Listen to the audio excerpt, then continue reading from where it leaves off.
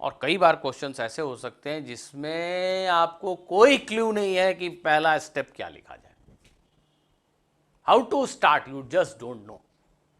थोड़ी देर तक सोचने के बाद भी आपको नहीं समझ में आ रहा है कि इस क्वेश्चन में स्टार्ट कहां से करें। ऐसी सिचुएशन में उस बुक को वापस खोलिए जहां सॉल्यूशन किया गया है, just have a glimpse of that, उसकी एक झलक देखो। जहां सॉल्यूशन है उसकी जस्ट एक झलक भर देखो तुम, तो झलक देखते ही तुम्हें शायद लाइन ऑफ थॉट मिल जाएगा।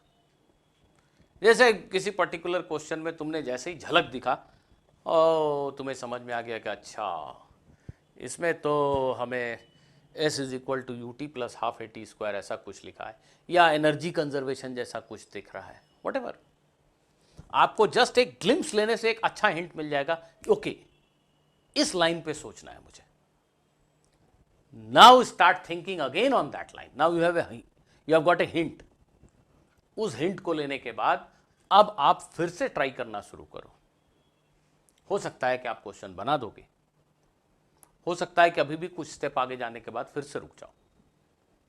इन that case again open that book, read the entire solution, just read it, don't do any working, just read it and make sure that you have understood the steps to be followed to get the answer. जब आपको लगे कि हाँ हमने समझ लिया कि क्या स्टेप्स हैं और क्यों हैं, close the book. Now again try doing it on in your notebook.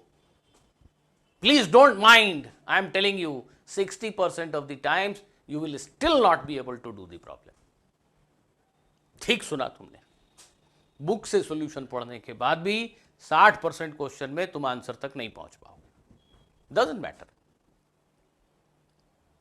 करो करो करो करो, आंसर मिसमैच हो रहा है, अब वापस मैच करो। अपने बुक के सॉल्यूशन को सामने रखो, अपने सॉल्यूशन को सामने रखो। अब देखो कि तुमने कहां मिस्टेक किया है।